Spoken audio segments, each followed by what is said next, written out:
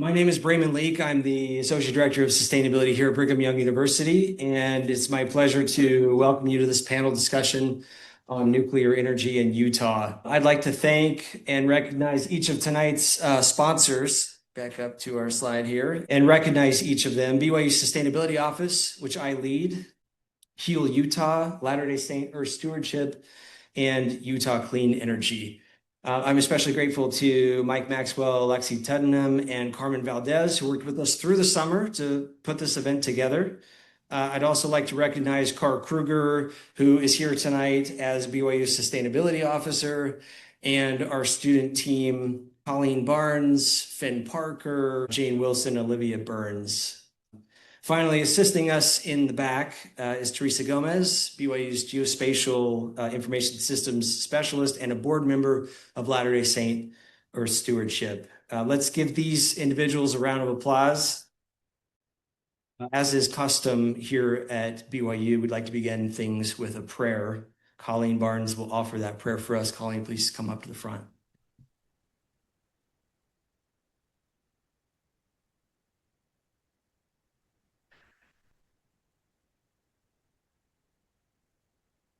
Dear Heavenly Father, we are so very thankful to be here this evening, and we're so grateful for the opportunity that we have to learn more about nuclear energy here in Utah and how we can be better stewards of thy earth. And dear Heavenly Father, we pray that we will all leave inspired and with energy and with ideas on how we can improve and have more dialogue about this in our conversations and with our friends.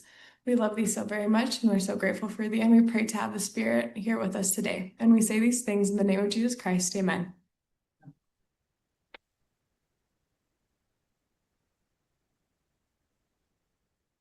All right, well, happy Green Week, everyone, and happy birthday to BYU. This is our sesquicentennial year. We are turning 150 this year, so you will see frosting tonight. Briefly, I'd like to call your attention to some of our other events this semester and 2 ways to keep in touch. I'm excited for this discussion. As an undergrad, I studied journalism here on campus and was taught to chase the facts, to seek out experts, and to always look at both sides of a story. Often there were many more than two sides of a story, and I suspect that will be the case tonight.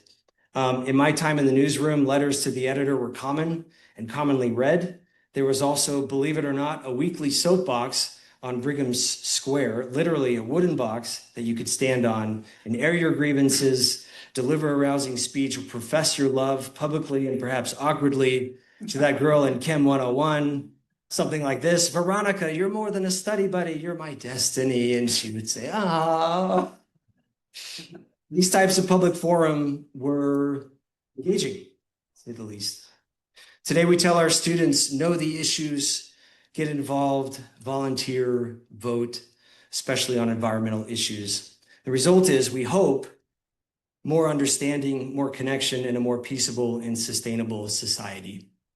In this week's General Conference of the Church of Jesus Christ of Latter-day Saints, BYU's sponsoring institution, one leader said, quote, "Peacemaking is to lead with an open heart, not a closed mind. It is to approach one another with extended hands, not clenched fists. Peacemaking is not a new thing, hot off the press. It was taught by Jesus Christ himself," unquote. So how do we do that, he asked? Quote, "Disagree without being disagreeable. Replace contention and pride with forgiveness and love. Build bridges of cooperation and understanding, not walls of prejudice or segregation," unquote. So if you're here for a fiery debate on hot button issues, buckle up. By that, I mean, get back into your car, buckle your seatbelt, and drive away, because you won't see that here tonight. Instead, we've assembled a panel of thoughtful and clear-eyed experts respected in their fields to walk us through the nuance and complexity of a growing energy source in this shared space we call home. So with that, let's invite our panelists up to the stage and our moderator, who will introduce himself and the panelists. While they're coming up, come on up to the stage. You can head around, or if you're feeling athletic, hurdle up here. While they're coming up, a few house rules. Please no food or drink in the auditorium. Please silence your cell phones. And if you'd like to ask a question, you can write it on a note card and pass it to the end of your row, this aisle, to be collected and given to our moderator. At about 7:45, we'll begin audience question and answer session. So at that time, you can also approach the microphone on this side and ask your brief question and state your name. Please note that this discussion is being recorded, but not live streamed. 8 o'clock or a few minutes after, we will end the panel and invite you back to the lobby for mingling and brownies. So yes, we promised frosting. You're here, you deserve it. Let's give yourselves and our panelists another round of applause. Well, good evening. Great to see all of you here. Appreciate y'all coming over. Again, thanks to BYU for giving us this opportunity to get together on Sustainability Week. My name is Mike Maxwell. I serve on the board of Latter-day Saint Earth Stewardship, which is a faith-based global nonprofit that works with the Latter-day Saint community all around the world on issues related to sustainability, conservation, and really the calls we find from our faith tradition in caring for the earth and the planet. So I am thrilled to be here and really excited about the panelists that we have collected for you tonight. It's just a really great group of people that each bring a very unique perspective to the area of nuclear energy. We're going to try to draw on some of those different perspectives as we go through the conversation.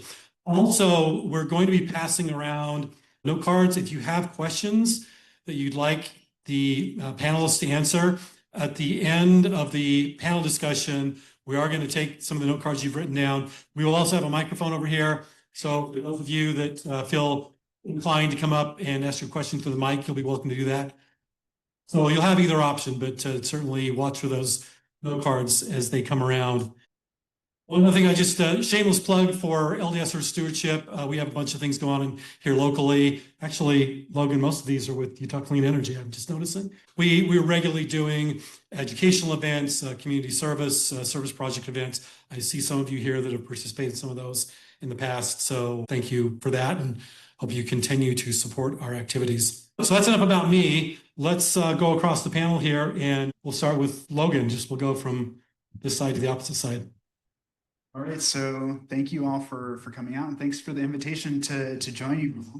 My name is Logan Mitchell. I'm a climate scientist and energy analyst at Utah Clean Energy. I got my PhD at Oregon State University studying greenhouse gases and ice cores. I've been to Antarctica twice, drilling ice cores, and brought them back and measured them for my PhD.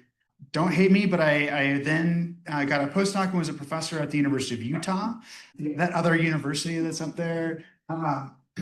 Studying atmospheric chemistry and air quality, and actually the history of air quality, and how that's changed over time. A couple of years ago, I decided to jump ship or shift my career direction out of academia, away from academia, and I now work for Utah Clean Energy as a nonprofit. And we work in different areas, but I lead our utility decarbonization team. So I focus on utility sector and our electricity sector and kind of emerging trends and emerging technologies. And so I'm really interested in this subject, and I spend most of my time thinking about it and what the opportunities are. So me. Thanks, Logan. My name is Carmen Valdez. I'm a senior policy associate for HEAL Utah, or the Healthy Environment Alliance of Utah. I got my master's in international affairs, where I studied conflict mineral mining and brought that information back to all of my work here in Utah.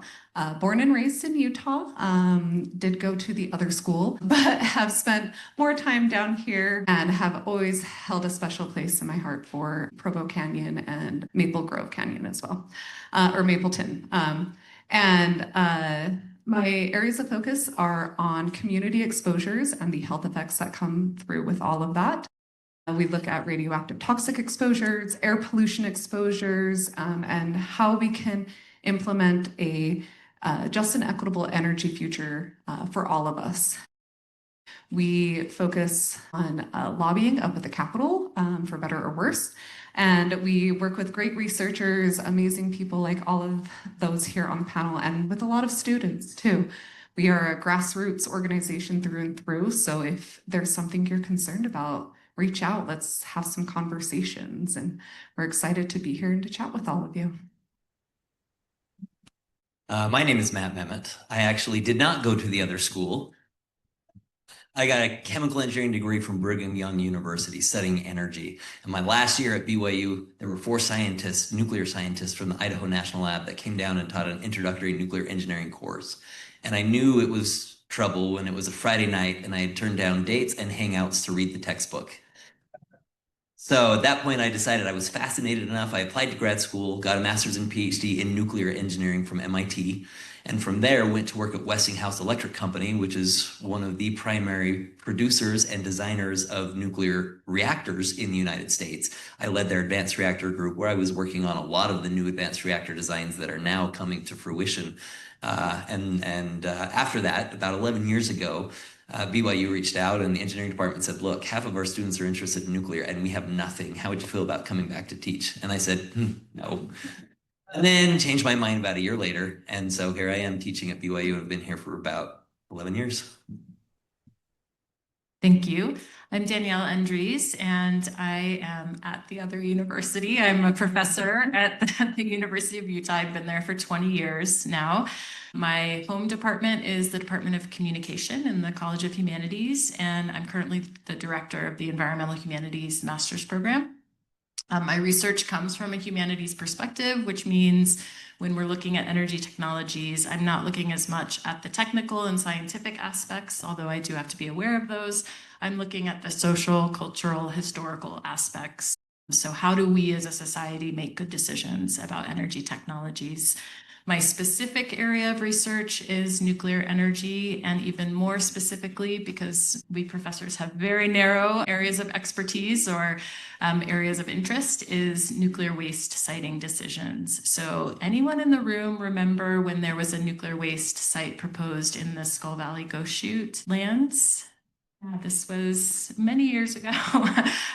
So we have had a proposal for a high-level nuclear waste site actually here in Utah, and that's part of the reason I came here to become a professor, so that I could be involved in studying and learning about that.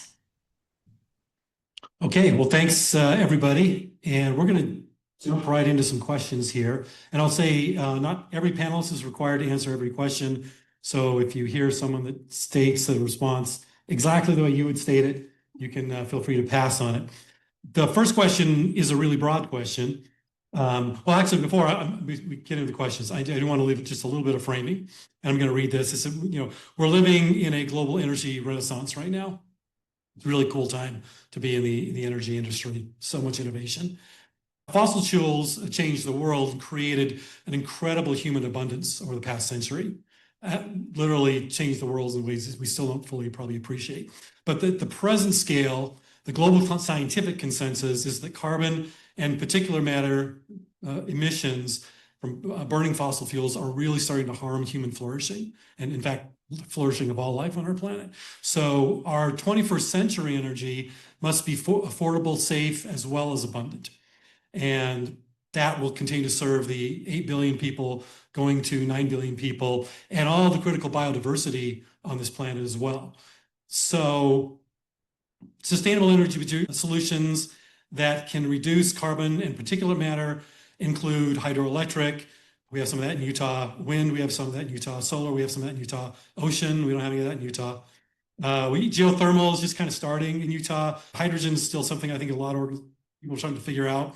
There's kind of newer biomass technologies. And then, of course, there's nuclear. And we don't do any nuclear production in Utah currently. But we do have some resource collection operations here in Utah. So the focus today is really going to be focusing in on nuclear energy and particularly thinking about it through the lens of climate change and the looming challenge that we're all going to have to adapt to our lives to as we live with 10 and 20 and 30 years. So with all that, I'm just going to throw out a very, very broad question to the panel and just say, what are the benefits of nuclear energy? Dr. Mehmet, why don't you go? You're nodding your head hardest. So I'm trying to pace myself here so you don't just hear from me. So the benefits of nuclear energy are broad and varied. probably first and foremost is that it is a reliable, completely emission-free while operating baseload form of energy. And what that means is you can produce energy reliably for a very, very long time with a very small amount of fuel. You guys have probably followed what was happening in Portugal and Spain this last summer. Do you guys hear about when their grid in its entirety went down? Part of the reason is they use renewables, which are great, but in renewables, there's no turbines that spin to generate electricity. And those turbines that spin throughout a country actually set the frequency of electricity. And if you don't have enough of those spinning turbines and you have a surge in power, then what happens is that frequency gets lost more or less, and that grid will collapse. And that's what we saw in Portugal and Spain. And so nuclear has those spinning turbines. It's reliable 92% of the time it's generating power. It's completely emission-free, and a little bit goes a long, long way, particularly when we're talking about some of the new technologies. There's enough of the fuel in the United States in really high-level repositories to power the entire world, including the AI revolution and all of the increase in electricity consumption for about 10,000 years. So that's the appeal of nuclear, is it's a really reliable, really robust power source that right now is not cheap, but potentially will be, but we'll talk about that, I'm sure, later.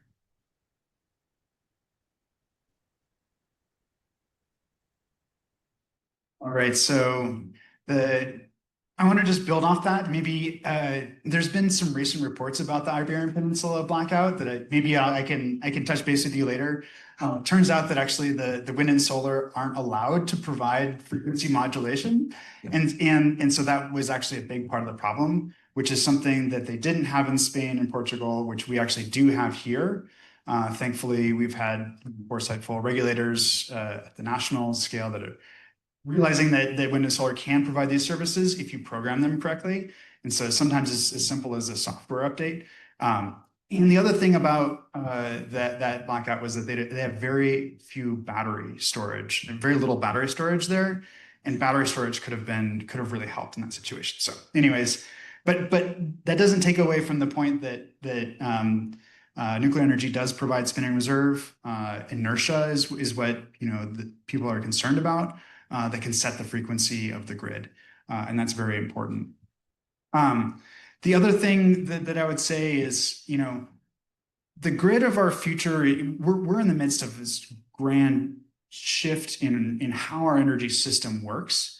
We're moving from a situation where we have very large power plants that are distributed, and we have power lines that reach them, to a much more distributed grid with resources that are sprinkled in places where they're advantageous, and and doing transmission lines to meet that need. But what's driving that is actually cost and economics. And so where we're heading, just based on cost today, we're heading towards a grid, and this is true here in Utah, in our region, but also just across the world and basically every region. We're heading towards a grid that's like 2/3 wind and solar, because they're by far the cheapest resources.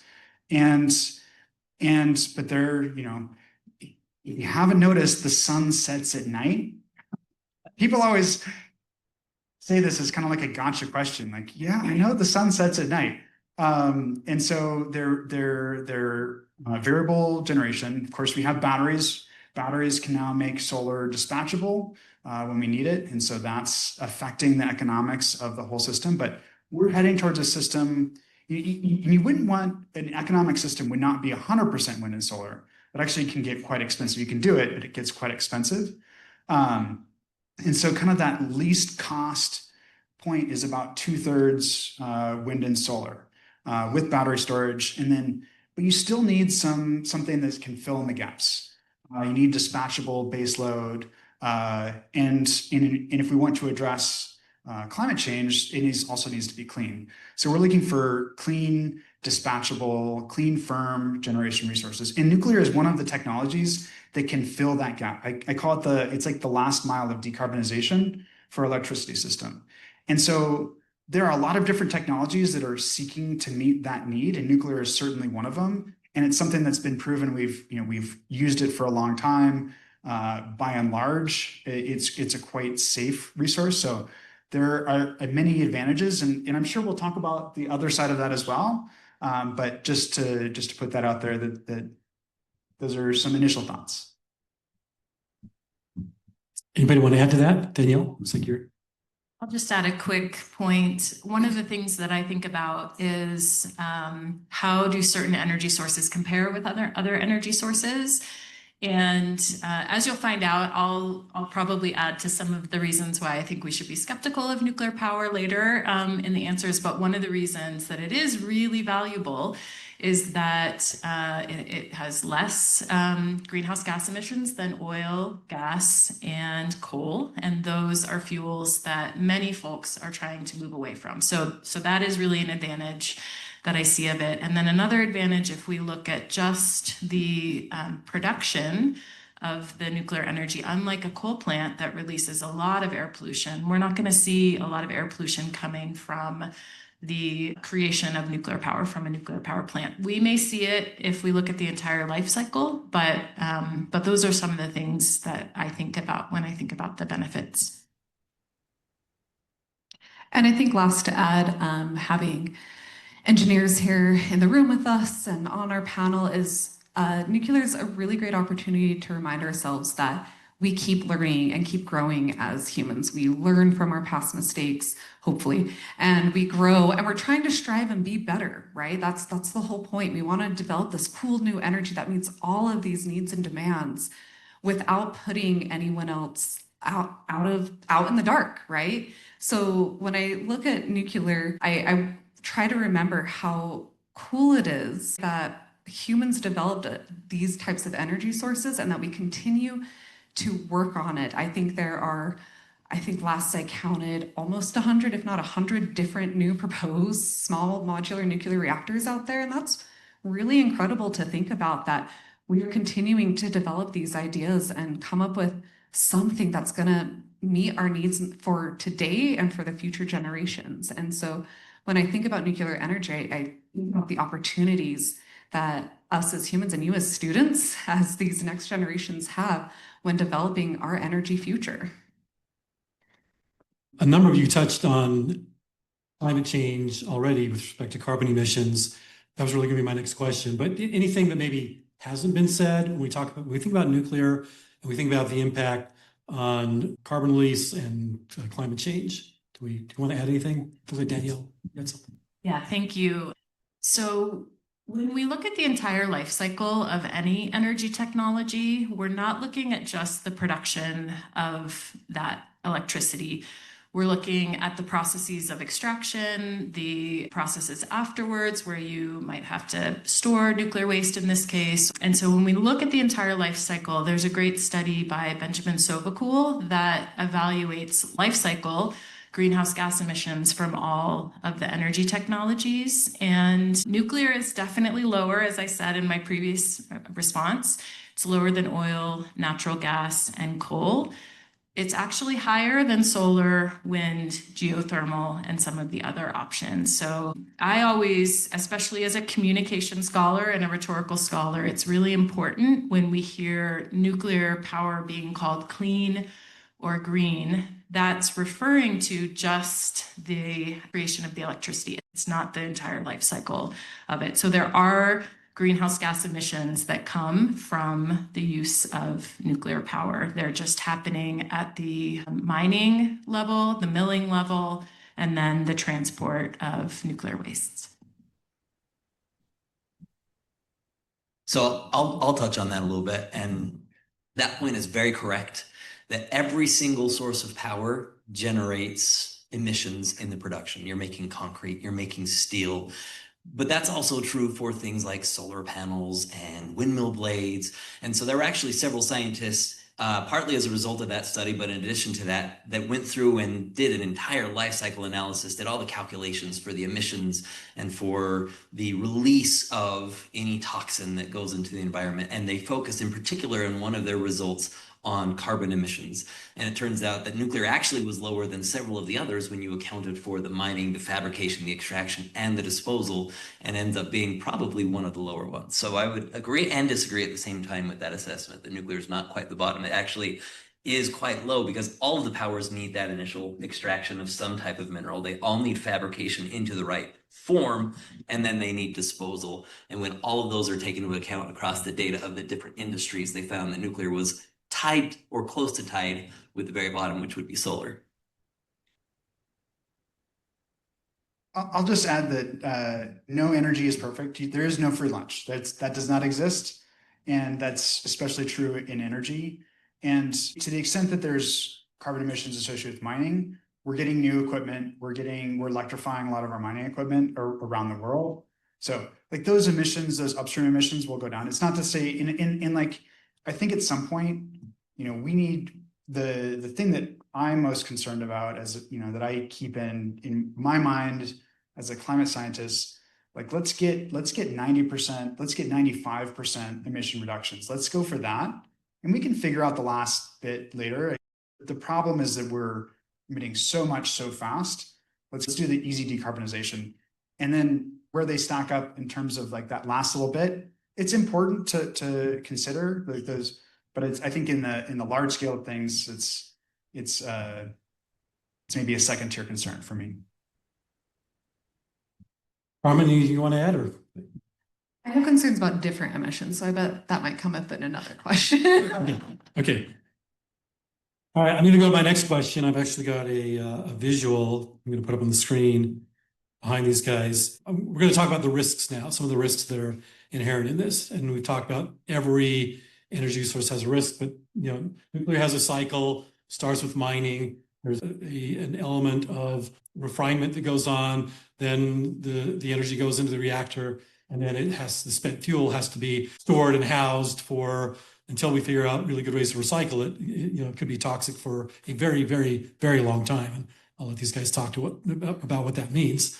But with a complex cycle with some very toxic substances, I'm really interested in the perspective of the panel as to, in a small state like Utah, how do we really address the risks in this fuel cycle? What are the steps that a Utah should take so that from the mining, the processing, all the way to the spent fuel storage, that we're really applying the best practices and doing that consistently, knowing that we have to do it for a very long time. At least we believe so. So whoever wants to take a crack at that. Thank you. I'll start, and I'm sure others will have things to add. So I do specialize on the back end of the life cycle of nuclear technologies. So that's the storage of waste, and in particular high level waste. Before I get to that, I will talk a little bit about the cradle, or the beginning. And so you do have to mine uranium, and then you have to mill it and enrich it so that it becomes suitable to be used either for a nuclear weapon or for nuclear power. Those are two of the main technologies that we mine and mill and enrich in order to do. And there have been many, many, many problems historically with uranium mining. There was a massive lack of regulation on mining industry, and that has impacted Utahns. There are many folks in the Four Corners region, so southern Utah, southeastern Utah, that have been impacted, Navajo Nation. And in fact, the United States federal government has a policy called RECA, the Radiation Exposure Compensation Act, and that is a way for people that worked in that industry, also for people who are exposed to nuclear testing, which is related, but we're not going to talk about that too much tonight. And so the government has acknowledged that that has caused harm, caused cancers, caused deaths. And so what I would say, kind of in response to the prompt, what does Utah need to do? We need to regulate. And what's really concerning to me is that when I hear our legislators and our governor are very, very excited about the prospect of nuclear for a lot of the reasons that we've talked about with the pros of nuclear. Alongside that is a discourse of there's too many regulations on nuclear. And that is very worrying to me with this history. I've lived here now 20 years. I'm originally from California, but I've met so many people that have been impacted by mining, milling. We have the only currently active mill in the country is in Blanding, Utah. So we as Utahns have felt these negative impacts from uranium mining from that front end of the cycle. And so again, we have to regulate. So I'm really worried about the language that's coming out saying we need to regulate this less so that we can get it going quicker. So we've got to be really, really careful about that. And then my research expertise is the nuclear waste. And so high-level nuclear waste that comes from a nuclear power plant is going to last and remain radioactive and remain potentially damaging for hundreds of thousands of years. This will remain unsafe for longer than human society has existed. And so again, to circle back to that point, what do we need to do as Utahns if we are going to make the choice to go with nuclear? We need regulation. We need to be able to ensure that we have systems in place that are going to extend. Often people who are interested in climate are thinking about 7 generations in the future. We're thinking hundreds of generations in the future. And we need to know that these materials that we're storing on site in a heavily engineered cask, or that we're storing inside of a mountain. There's a mountain in Finland that's about to start accepting waste. And we need to know that that's going to be safe for those many, many, many generations. And so that really is the fundamental concern that I have about expanding our use of nuclear energy, is that we have to ensure that we can keep our ecosystems and our humans, we can keep ourselves safe over this long, long time period of the risks of high-level nuclear waste. We have low-level nuclear waste. We currently store that in the state at Energy Solutions. That's not quite as dangerous. That's not going to last as long. But the high-level waste is a real concern, and it's almost mind-blowing. It almost causes kind of paralysis, because it's hard to think that we've created a harmful substance that is going to last for hundreds of thousands of years. And if it's okay, I want to tack on. Dr. Andrews said we weren't going to talk about RECA, but I will. So as part of my work, I go into communities, I answer phone calls from people who lived downwind of the nuclear weapons testing who have developed cancers in their life. So if it's okay, I'm going to poll the audience who grew up in Utah, born and raised. Okay. How many of you had grandparents or possibly parents here, or yourselves, that developed a cancer in their lifetime?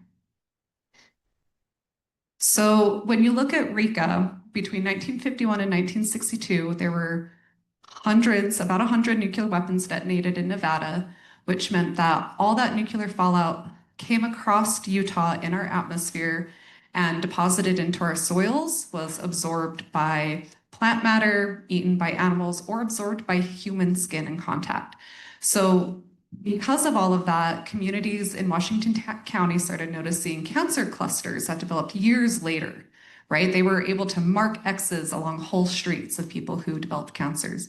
And what came from that, from Utah specifically, which is great, was the Radiation Exposure Compensation Act. And they were able to track that uranium workers, on-site workers, and people who lived downwind, called downwinders, developed these specific cancers from their exposures just from living downwind of these nuclear weapons.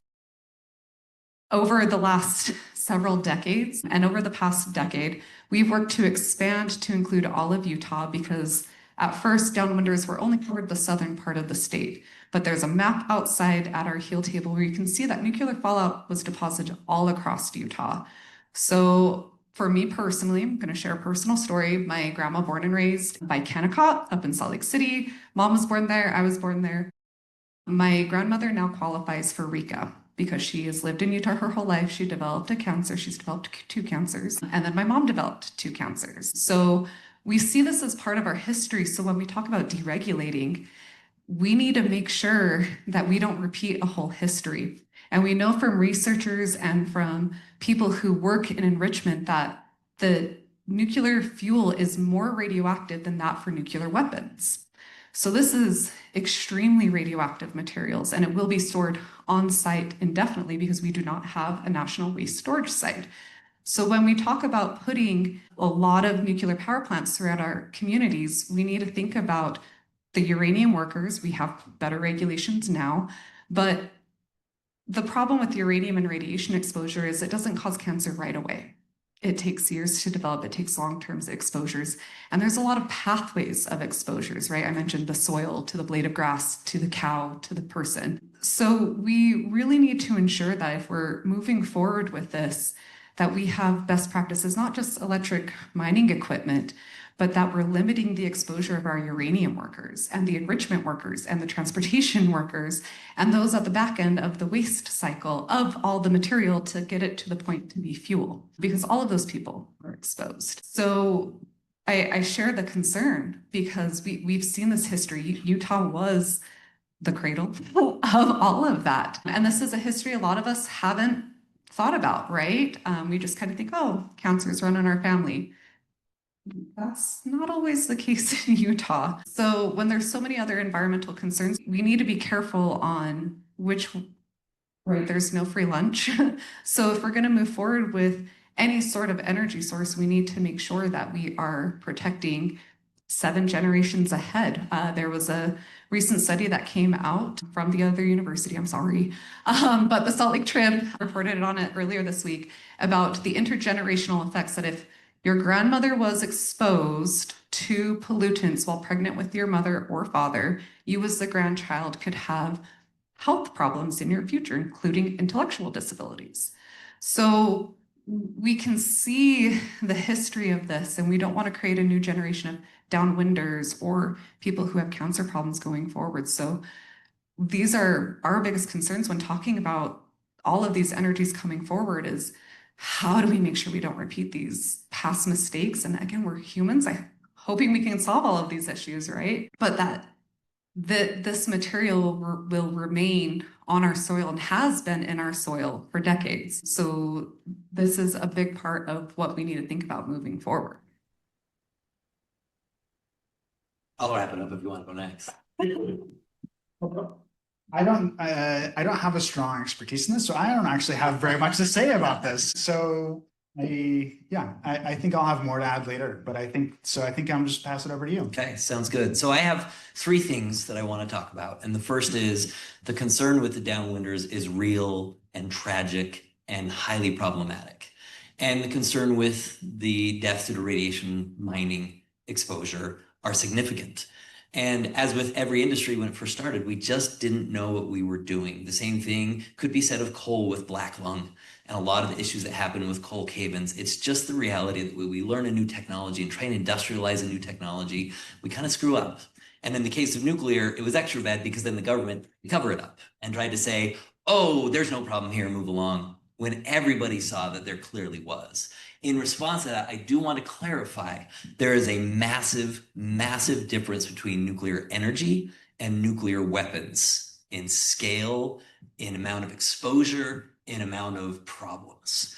What we're talking about with the downwinders was a huge, huge amount of radiation because these weapons were designed to have unrestricted and complete, absolute splitting of uranium and a massive production of radionuclides that were free to go wherever. Excuse me, many of them made it up into the sky and drifted and made their way here. That's a huge problem. However, never in any of the history of nuclear energy production has anywhere near that level of dose been seen. The closest we got was Chernobyl. And that's a whole new area of problem because the Russians did it wrong. They didn't tell anybody about it. And the reactor was actually built in such a way that it couldn't stay safe with what they were doing. They were running unauthorized tests where they turned off all the safety systems, et cetera. And so there's just not the same comparison. The second thing I want to say is talking about the nuclear waste issue is comparable to saying, you know, those muscle cars in the 1960s were heavy. They were expensive. They were gas guzzlers. So I don't think I'm going to get a Tesla.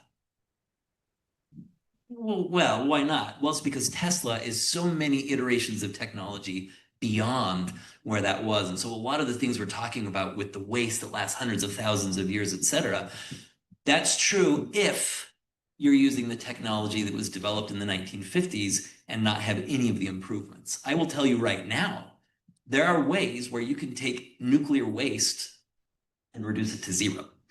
not store it for tens of thousands of years. There are technologies that have been developed and proven that basically do the same thing that we do with oil. I don't know if you're familiar with oil. When we first started mining for oil, we wanted the kerosene. We were killing the whales and using their blubber, and we wanted that kerosene. And the rest of the oil, particularly the really long hydrocarbon chains that were really heavy and waxy, we didn't know what to do with them, and we threw it away. And it was a total waste, and it was a big problem.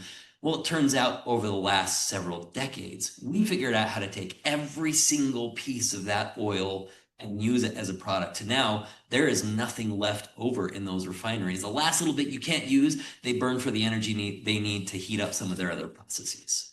And so taking a page from that book, the technology exists right now to take the different pieces of nuclear waste and to use them for valuable products. What do I mean by valuable products? Well, let me give you an example. How many of you guys have had some kind of procedure like a PET scan or another scan where they needed to look inside your body? Anybody had one of those?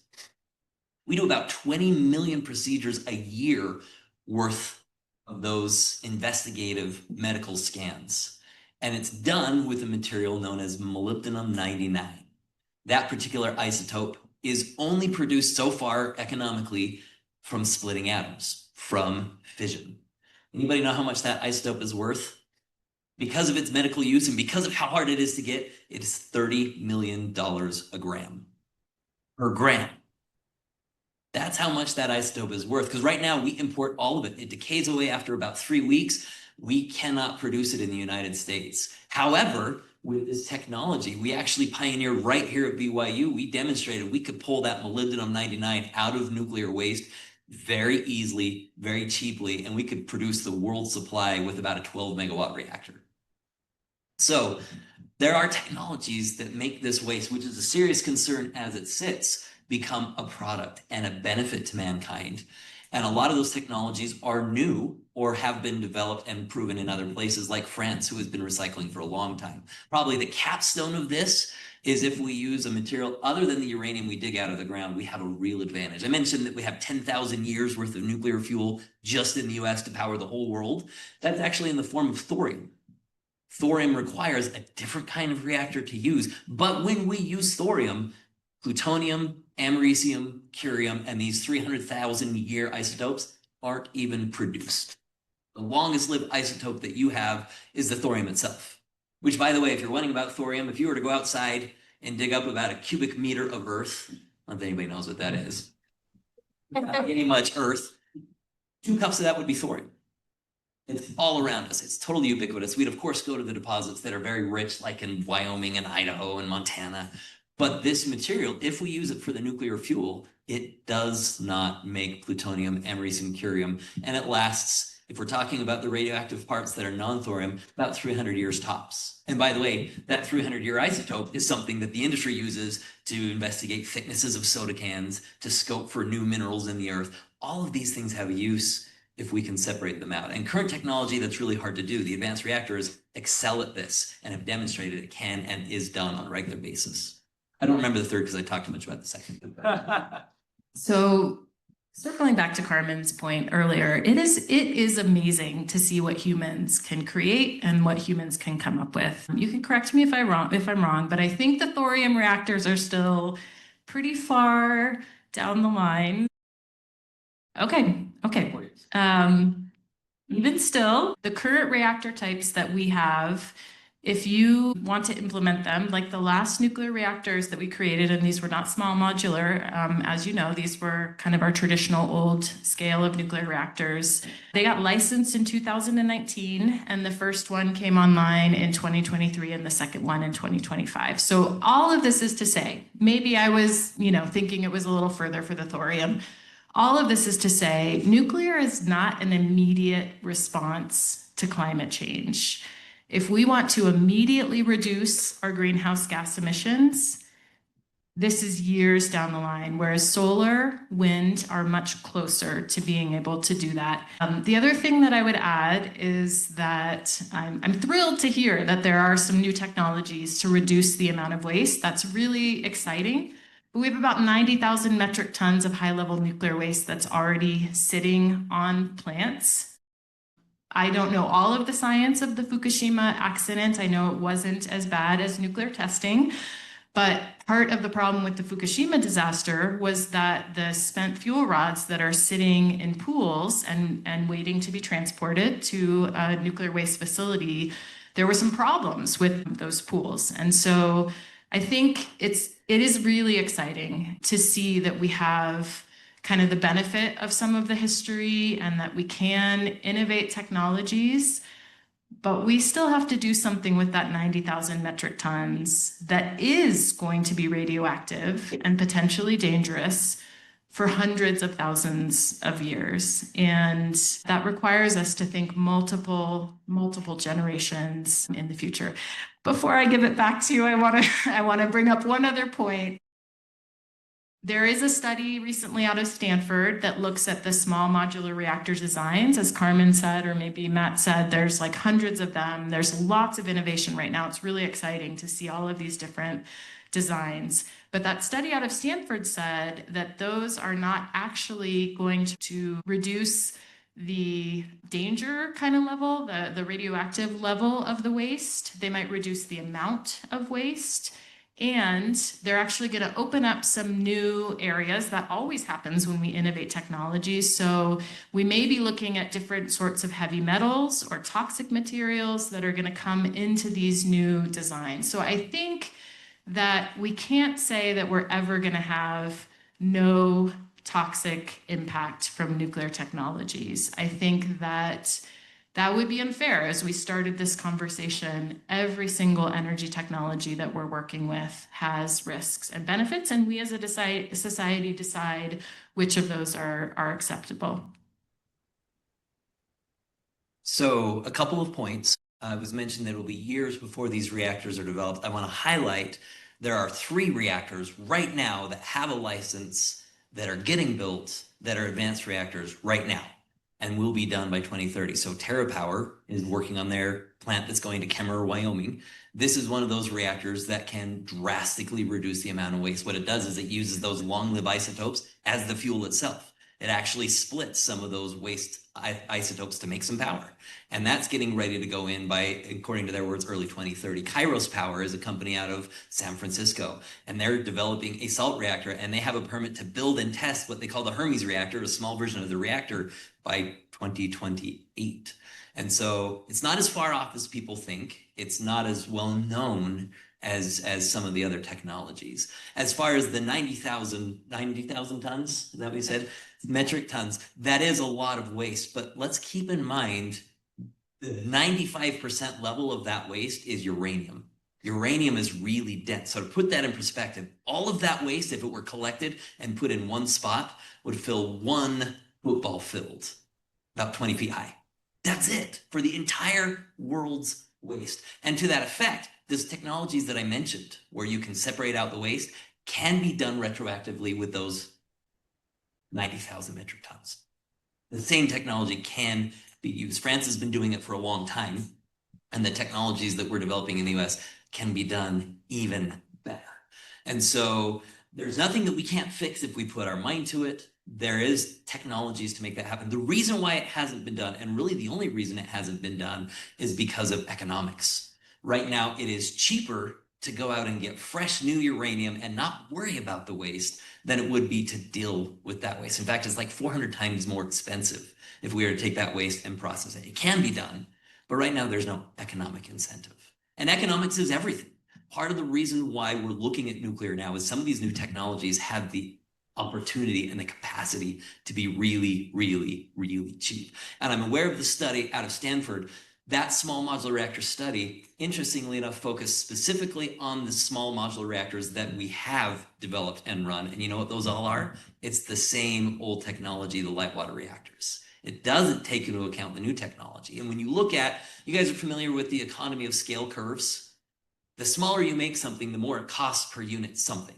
And so people will build great big things because then it's a smaller cost per unit, whatever you're making. So in the case of electricity, a great big reactor, for example, you're going to need a monitoring system to make sure everything's going okay. And if that monitoring system is put in, it's like $100 million. And if your reactor is 1,000 megawatts, that monitoring system is $100 million. If your reactor is 10 megawatts, that system is $100 million. So it doesn't make a lot of sense to make it small, because then the cost per megawatt goes way, way up. The only way to get around that is to do one of two things. One, to have a totally different technology with a totally different cost curve. You come up with the technology that's a lot cheaper, and then you shrink it. And now all of a sudden, that scaled up cost, it's still more than the big plants, but it's a lot less than the water plants at the big price, let alone the little price. And so that's one way you can get around in that economy of scale. And they didn't account for that in this Stanford study. The other thing is, if you're able to really, really do a mass production, now instead of relying on having great big things, now you have an assembly line. And this is what Ford did with the automobile. He made it so that it becomes such a standard practice and such a commonplace occurrence to put these cars together that the cost went way, way, way down. You could build them in a factory and ship them where they needed to be. It's another factor that that study didn't take into account, is if something truly was modular enough to be made in the factory, the estimates are that it would be 7 times cheaper than making them on site. And that's a substantial benefit, where we would see lower costs. And those new technologies I mentioned, such as molten salt, they actually are inherently safer. You're never going to have a meltdown with a molten salt reactor because the physics don't allow it. You're never going to have a huge release of radioactive particles because it's chemically bound to the salt. And if we have chemistry failing, we've got a lot bigger problems that we have to worry about.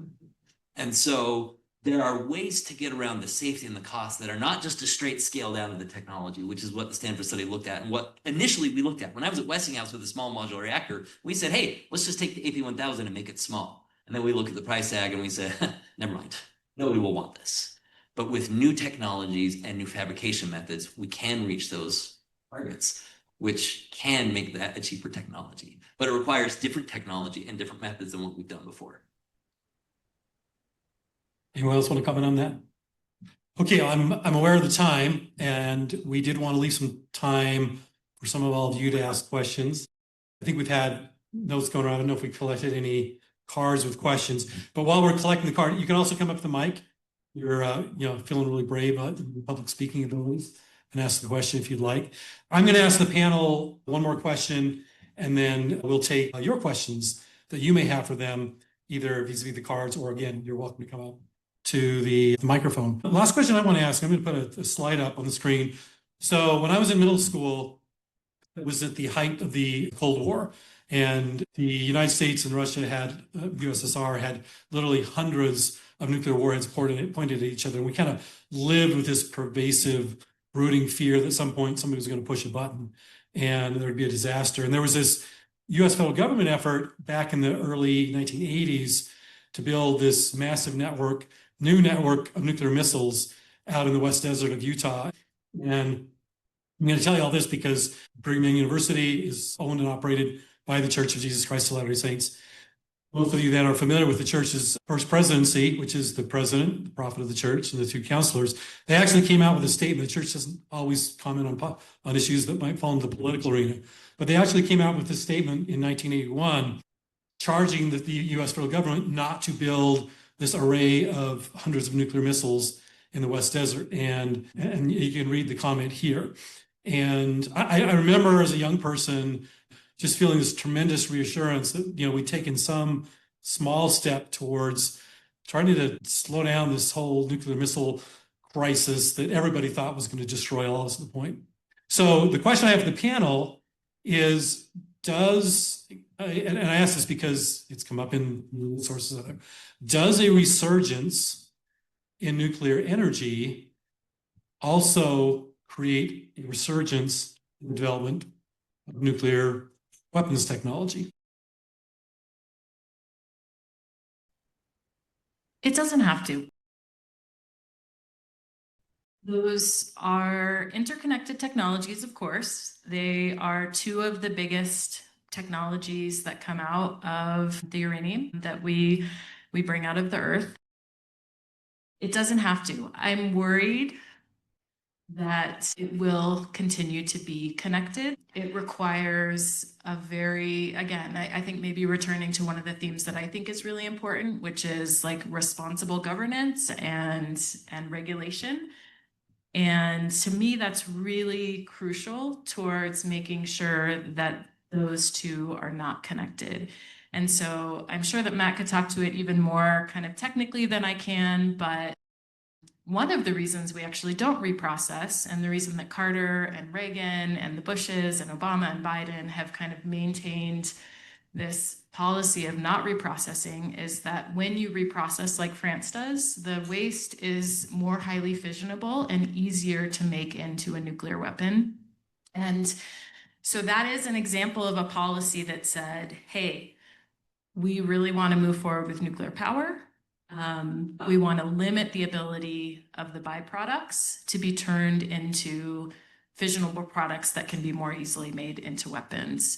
And so I would say they absolutely don't have to be, but we have to make sure that we're making those decisions as a society. And I would say she's correct that weapons and power are inextricably linked. You can't separate that because the same material fuels both. However, they're linked in the same way that explosives and cars are linked. They both use combustion. However, the way we design the cars controls and contains that combustion, and the way that we use cars and the way that we use gasoline, we have a lot of procedures, we have a lot of safety mechanisms in place to prevent that. And I think that's what she's referring to. It doesn't have to be, but we have to be thoughtful, we have to be careful, we have to be purposeful and methodical in how we put these together. And in doing so, we can separate the two very effectively, even though the base technology is connected. An example, again, I brought up the thorium. The US government, military, tried to make a weapon out of every fissile material known to man. And they succeeded. But it was so hard with thorium, and it took so long and so many resources. In their report, they tongue-in-cheek mentioned that it would be easier to go to Russia and steal their weapons material and build a bomb with that than it would be to build a bomb with thorium. And so these are the kinds of things that we can do to separate it, and we must do that because we can't afford to have more weapons development. Just a quick clarification. I think I'm not trying to say, I agree with you, nuclear power, nuclear weapons, very, very different technologies. The link that I was trying to make is that with the reprocessing specifically, that leads to a more highly fissionable. And this is why we have the United States going to Iran and saying, we're really worried that you are starting a nuclear power program. So I just want to specify that we do agree. Nuclear power and nuclear weapons are very, very different technologies. And I think we agree that they need to be thoughtfully regulated. And just with my work with Rika and everything, they are very different. However, that's not to say that there hasn't been thoughts about restarting nuclear weapons testing in the West Desert, in Nevada Desert, in New Mexico. And those thoughts have come up many, many times before, including here in Utah. So they may not be linked besides the material, but there are thoughts of restarting nuclear weapons testing. And the first round of nuclear weapons testing, they detonated one, saw it worked, went over to Japan, dropped a couple, and then tested 1,000 more. So at what point can we think these might be working with all the materials that we have? But to also consider in our continuing globalization world and what's happening at our global level, making sure that these sites that store waste or nuclear energy are not targets of proliferation and security risks. Enrichment facilities have been targeted around the world, and we want to make sure that if there's one proposed in Salt Lake County, that we do not become a target as well. So they're linked in that they do create security threats, and that's part of all of our work as well in energy. I don't know that I have anything to add on this discussion. Yeah, I think that was beautifully handled over there, but I did, just because I didn't realize we we're getting so close to time, but I wanted to touch on cost and timeline, because from my perspective, those are the biggest. On that. Oh, you do? Okay, maybe I'll wait for that question. Okay, thank you. I'll touch on cost and timeline. Yeah, let's go to the, so we're going to go to the audience questions because I think the cost and timeline. So I'm going to do some summarizing of, because probably 19 questions submitted here. So I'm going to do some summarizing here. So one of the questions that has come up is how effective, we've talked about a little bit on, the fact that it's a lower carbon energy source, but how effective is nuclear energy as a climate change solution? What are its limitations in terms of timeline and cost? How competitive is it with other energy sources? And also, if not nuclear, then what? Especially as we see the proliferation of energy needs from electrification and data centers. So yeah, so this touches on where I'm most interested, because I'm looking at the electricity sector specifically and looking at different competing technologies to meet that last mile of decarbonization, because we need an affordable, reliable grid.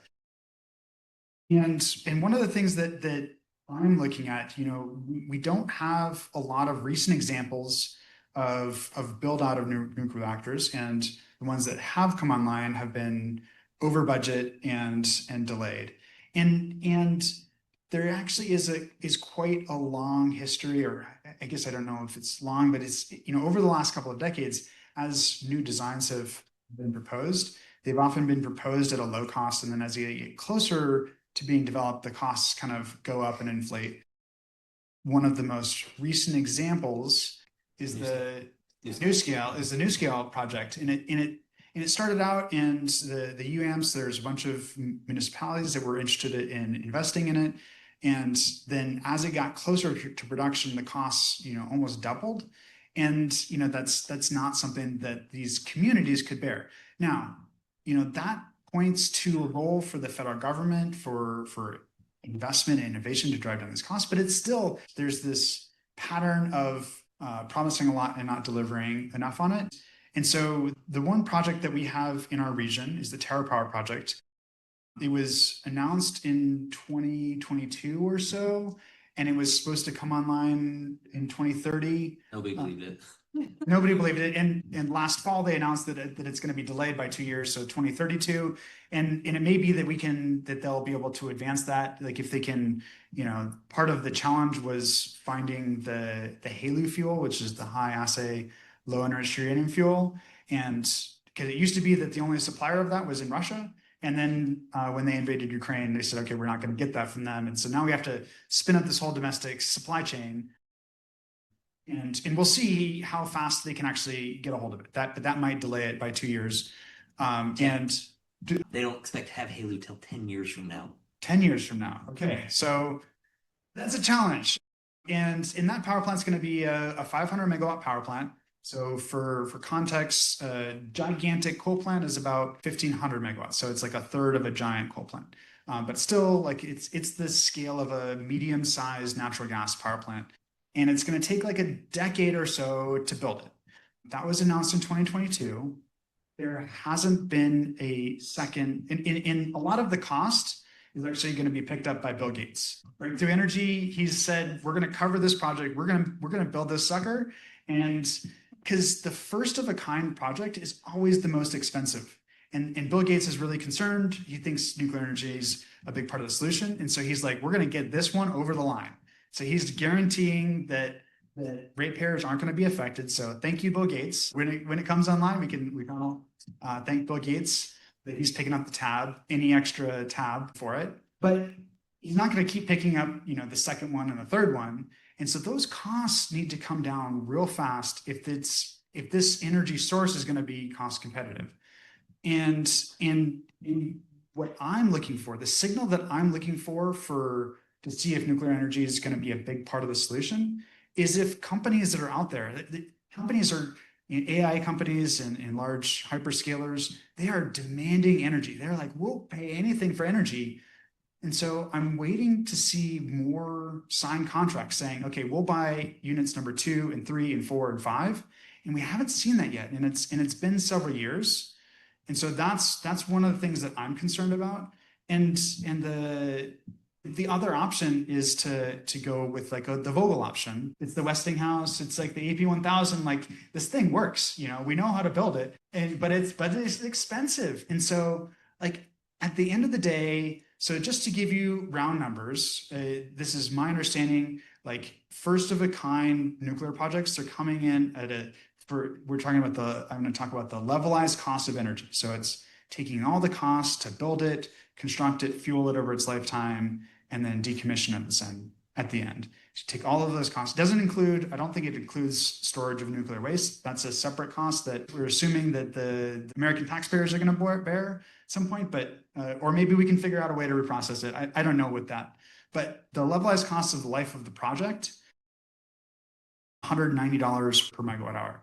And today, that's actually, right now, we're in a supply chain crunch with natural gas turbines. Natural gas turbines are a little bit less than that, but they're just not available. Nobody's really building any new coal plants, so that's not really a factor in terms of new LCOE prices. But solar and wind, unsubsidized now, I'm going to talk about unsubsidized numbers because the tax credits are going away with recent federal legislation. They're about $60 a megawatt hour. So quite a bit less than 180, 190. And so in order for, and obviously solar and wind are not dispatchable, they're not the clean, firm resource that we need. And so what about other technologies? And right now, I think that the thing that I am most excited about, the most exciting to me anyways, energy story happening in Utah is with the new next generation geothermal project that's coming online, that's in development. And we still don't, it's the very first of its projects. So we're still waiting for we need more companies to actually firm up the publicly available costs, but they're already claiming that they're well below the cost of a first nuclear project. They think that they're somewhere in the low $100 per megawatt hour. And that's going to provide a similar niche. It's going to be the clean, firm, dispatchable power resource. Geothermal is not equally available everywhere in the world. You can't just plop geothermal in any particular location, which you could with a nuclear power plant. But across the West, there is enormous and really abundant geothermal resources. And so I think that geothermal, we're going to see that scale up. The thing about this is Fervo, the first phase of their project is coming online next June. So you're going to hear, the Fervo is the company that's developing it. You're going to hear a lot about this resource in the next 9 months because their first project, the first phase is coming online next June. They broke ground on that project 2.5 years ago. So it's going to be about a 3-year from breaking ground to completion, which is a lot shorter than a typical nuclear power plant. So the caveat to all of this is innovation is nonlinear. If you were to rewind the clock 15 years ago, everyone would have laughed at you if you thought solar was going to be the dominant resource we'd be installing today. But that's the case. And so innovation is nonlinear. There's a lot of things happening. There's a lot of designs, innovation. And so it may be, I see this as a race of technologies. And, I think addressing climate change, we need every tool in the toolbox. And, it may be that we deploy a whole bunch of geothermal, but there's some places that have to have nuclear. And we need that tool in the toolbox. We need to figure out how to make it safe. That's where I come. That's my perspective anyways. So it's probably a longer answer than you wanted, but. That was a great answer. I'm looking at the time. We've got 18 more questions. Is there one more great question you want to have this panel address, Lexi, before we turn on the brownies? Yeah, I guess I wonder if you would want to, there's some questions about nuclear waste, there's some questions about barriers to deployment, what is considered inciting. I wonder if you just want to give folks an opportunity for a quick closing statement. Yeah, for those of you whose questions were not answered, we've got those, and maybe we'll find a way to get some responses to you through Bremen. Or come back and do another one and answer all your questions. We actually have a post-event survey, and we would love for you to submit your questions so that we can create future educational events to help serve those burning questions that you still have and you didn't get to ask of our experts. So I think there'll be a QR code at the end, and also we have a paper survey where you can do that if need be. We'll bring pizza again. And I do want to share with all you, we are recording this. I'm going to put up on the screen. LDS Earth Stewardship has a podcast. This will be posted fairly soon as a podcast episode. So I know you'll at least be able to get it in this QR code, although we'll have to get Matt out of the way so you can scan that at some point. But yeah, let's just let each panelist, I think we've had some really great responses here. And for all of you students who are just learning about this, it's a complex area. We're thrilled that you're here to hear different perspectives on it. Nobody up here is claiming they've got 100% of the answers, but I think in the best spirit of what universities are about, bringing people together with diverse viewpoints is a really great opportunity to find the best for everybody. So with that, why don't we start with Danielle, and we'll go this way to do some closing comments, and then we'll be finished.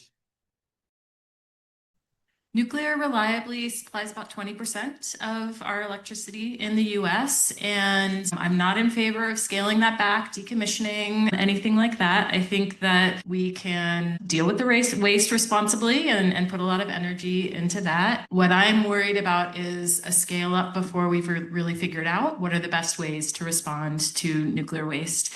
As I said before, another real concern that I have is that we regulate these technologies. And all energy technologies need to be regulated as well. But we have some really horrible histories of a lack of regulation causing a lot of harm. And so if we do move forward with nuclear, then let's regulate it really well. And then the final point is nuclear currently is not an immediate solution to climate change. And in my own personal advocacy outside of my research and just as a human, I want things that are more immediately going to reduce our greenhouse gas emissions. So that doesn't take nuclear off the table for me, but right now I want to reduce these right away. And so, my vote is going to go more towards things like solar and wind. If we maintain this 20% of nuclear that we have, that provides some baseload that can support those technologies.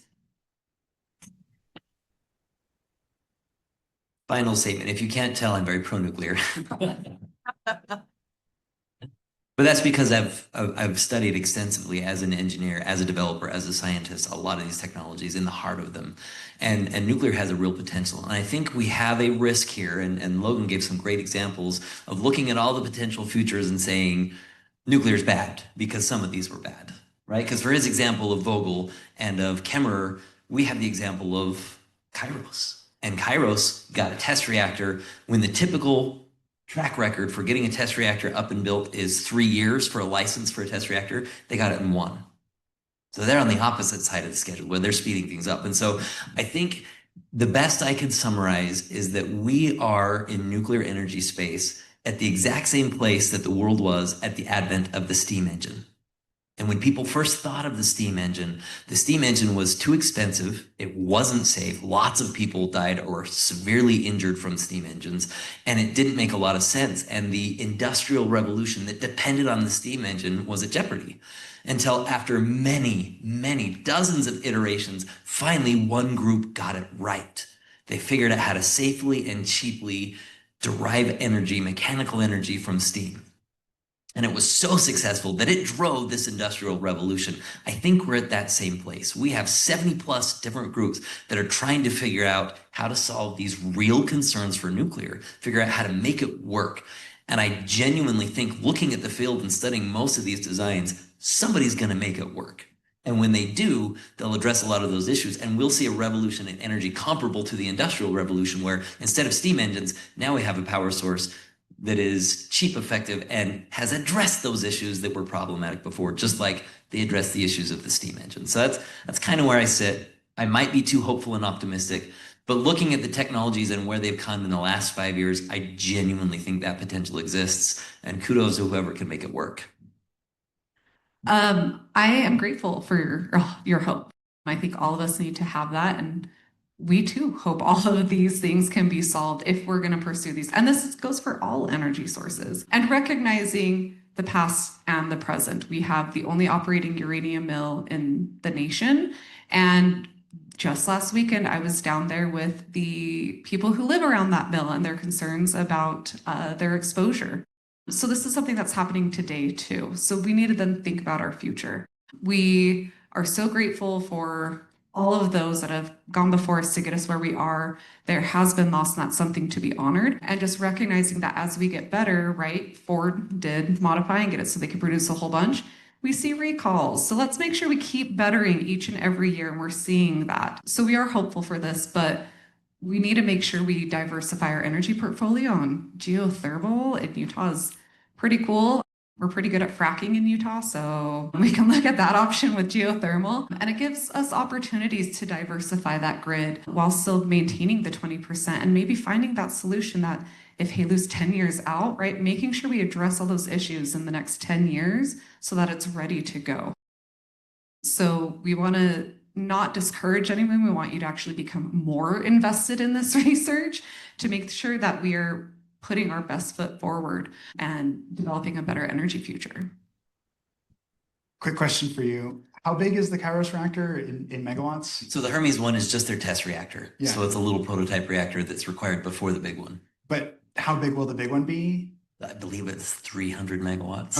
Okay, great. So I'm excited to hear how that plays out and to see how that technology evolves. it's molten salt. So Okay. if that answers your question. Yeah, so I just maybe the thought that I'll leave you with is, there's a lot of concerns, there's a lot of optimism. I agree that it's not just in nuclear energy. We're in the middle of a technological innovation. I talk about how I use the same analogy. We're in the middle of the industrial revolution that's going to change the face of the world, of our energy systems. And that's it's not just nuclear, it's transportation, it's all of the technologies that are evolving. And it's to meet the need, this need that we're seeing that our current system has these really negative side effects of the changing climate system. And humans are really clever and we find solutions. And so I think the most important thing is that we do it intentionally and pragmatically and understand the costs and benefits and understand our history and the human costs that have come before us and work to mitigate those. There is no free lunch. Every technology will have pros and cons. I don't know. Have you ever heard somebody say, like, I'm not going to get an electric car because look at all the minerals we're mining from it? That's a very common response, but it's way better in terms of the climate system. But there is no free lunch. You have to mine minerals to create a battery, but we can figure out how to do it better, more responsibly, more environmentally responsibly. And that's true across the board. You can't have 9 billion people on the planet living abundant lives without some costs. And the work really is to figure out how we can live more harmoniously in the earth and reduce those costs and be better stewards of this place. And so maybe I'll leave it there. Stewardship. Stewardship, I like that. Can we give a hand? I just felt like this was a great session, and none of these people they're not making overtime being here, right? They're away from their families or, other things they might have had planned. They're here because they really care about this issue. I think they care about communicating, their passion, their interest, their concerns with the people around them. And in the best spirit, I think, of what universities are all about, it's really that opportunity to glean knowledge, and having these kind of discussions lead us to the best, solutions. I'll also say, and I'll just speak from someone who's a, practicing Latter-day Saint, is I think that, and I know many of you from BYU are as well, there is a call in our faith tradition to minister to the world and to be earth stewards. And if you look at the next couple of decades with respect to some of the really disruptive impacts of climate change, energy is a critical vehicle to mitigate some of that. And, our faith tradition, there's a call for us to really look at how energy and everything else we have at our disposal can bring goodness to the earth and to our fellow beings, and not just other people, but all of the biodiversity, everything God's created that's a living thing can be benefited by this. So with that, I think we'll wrap this up. There's brownies waiting outside. You're willing to, stay and chat. But again, really thank all of you for spending your evening with us as well. And one more round of applause for everybody.